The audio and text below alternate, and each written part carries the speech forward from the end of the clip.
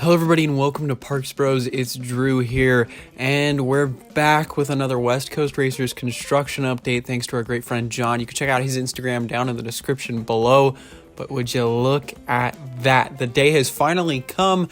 As of the 1st of October, which was today, the track has been fully completed. All of the track work is done. The circuit is complete and it is looking fantastic. Now, of course, you can see the transfer track in the bottom left there that is moved over to the actual storage track section where it resides when putting on and off of a train. But track work is completed, at least within its own circuit, and you can see even the change from yellow to white or white to yellow depending on which side of the track you're looking at. Because this is a quasi Mobius loop coaster, you will be starting on the white side, going through an entire circuit, and then changing onto the yellow side automatically, and then going through the yellow circuit. But another cool thing that we learned today is the name of the taco shop that will be taking over the former place of Six Below, an ice cream store that was there, and that is Twin Charged Tacos, and I actually think that fits the underground theme very well.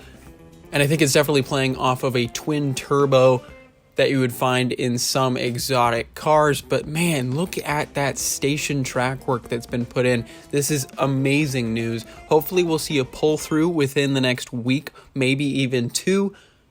And a pull through is just when they take cars from the train of the ride and put them through every part of the track to make sure it can smoothly go through every element that is throughout its own circuit.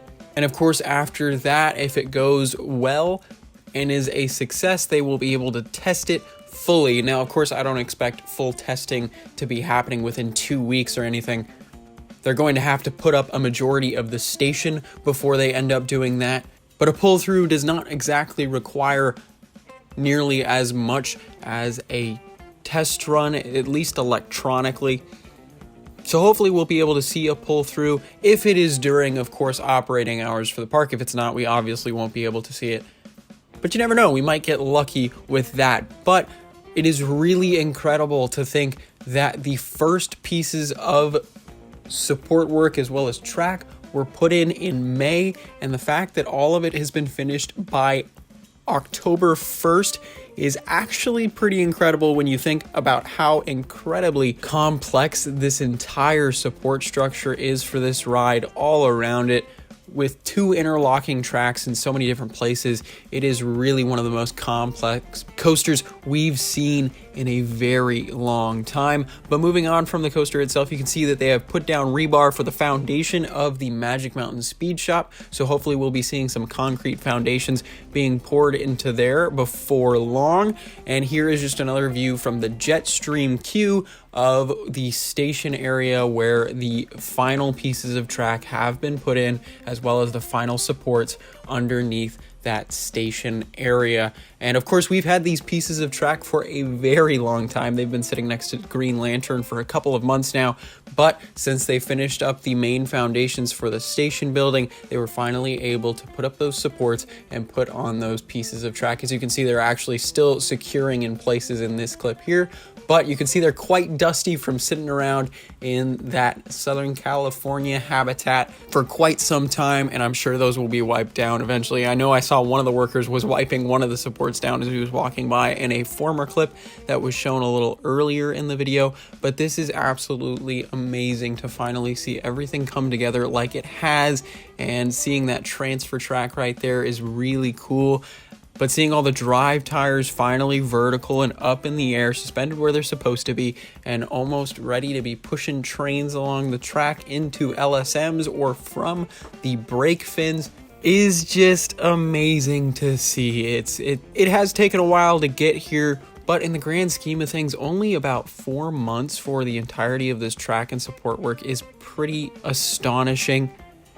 And the fact that most of the theming work has been completed during this time as well is pretty impressive in itself. You can see some employees doing some dance moves or something there, but awesome views of the new foundation work on the left-hand side, as well as some extra piping on the right. I'm not entirely sure what that will be for, but hopefully asphalt will be poured in this area before long. But a huge thing for theming this week is the fact that West Coast Customs themselves were in the park, and this beautiful new graffiti stylized sign for the underground next to the entrance by Apocalypse has been done, and oh my goodness, it looks absolutely incredible. This is straight from West Coast Customs Instagram story, and you can definitely go check them out if you'd like. I'd leave a link for the West Coast Customs Instagram in the description below, but man, does that look absolutely gorgeous. And I can't wait to see the other pieces of graffiti art all around the land, because there will be multiple murals of just pure gorgeous West Coast Customs graffiti around the land itself, and especially in the queue as well as in the other entrance near where Jetstream is. But man, I cannot wait to see some more progress in the next coming weeks. And all I can say is woohoo, because I can't wait to get on West Coast Racers and experience it, hopefully within the next month and a half's time or so. But of course, there has been no official opening date given as of yet. But once they do, I will make sure to be one of the first to report it.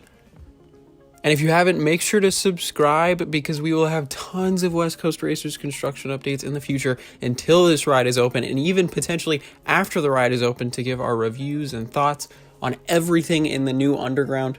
But a huge thanks to John for getting this footage for us. It means the world to me. And definitely go show him some love in the comment section if you can. But thank you so much for watching. It means a heck of a lot.